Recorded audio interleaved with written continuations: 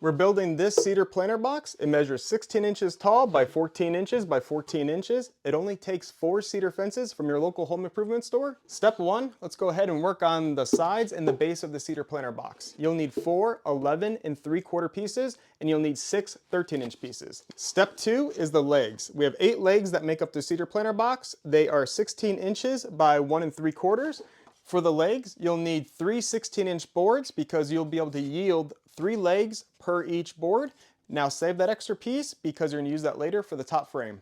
Step 3 is this decorative frame that goes around the top of the cedar planter box. They're 15 inches long, cut on a 45. Cut down one more piece at 15 inches. I'll rip it down to 1 3/4 on the table saw. That should give me 3. Now you saved one of your legs and cut that down to 15 inches and you'll have 4 for the frame.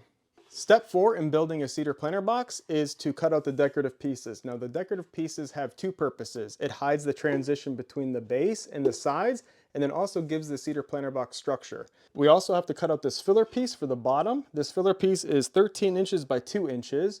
What I like to do is cut out 2 boards at 13 inches. I'll rip out 4 pieces at 1 3/4 for the decorative sides, and then 1 at 2 inches for the filler piece. Now I leave the decorative sides long at 13 inches because I like to have a nice tight fit, so I'll just cut those down to size. Step 5 is assembling the cedar planter box. What I like to do is start off with the legs. I'll build 4 legs, I'll put them in an L like this, I'll glue them and brad nail them together. Now the strength doesn't come from the brad nails, it actually comes from the glue. The brad nails acts as a clamp to go ahead and hold these pieces together until the glue dries. And take 2 of the legs, start building the sides of the cedar planter box, starting with the 13-inch pieces. If you have any unsightly pieces, this is the inside of the box. So you want to go ahead and make sure you face the unsightly pieces on the inside so that the outside, like this, has a nicer face. We'll go ahead and start connecting those with the 11 3/4 pieces. Flip it over, the 13-inch pieces in for the base of the box. And this is where the 2-inch piece comes in for the filler.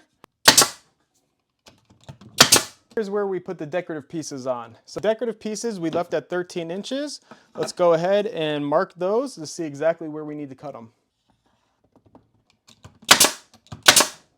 Put on the decorative frame. What that'll do is hide all the end grain and all the connections here. Go ahead and glue all my connections.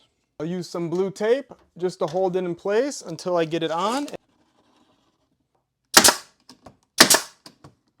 Put a couple in just the miters here.